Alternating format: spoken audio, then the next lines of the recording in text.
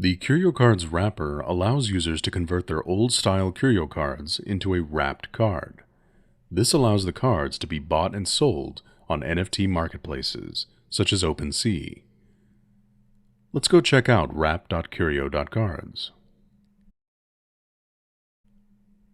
On the website, you can see cards on the left and the right. The left side represents the unwrapped cards, and the right side the wrapped versions of the cards. After selecting one or more cards, enter the amount you'd like to wrap, then click the arrow. There will be multiple transactions here. The first two are to approve spending from your wallet. This only needs to be done once per card. After the first one completes, the next approval will pop up automatically.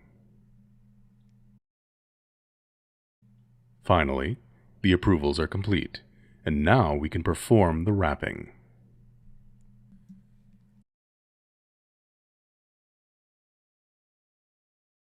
And that's it. Your new card balance will be updated. The next step is to visit OpenSea, where you can trade your newly wrapped cards.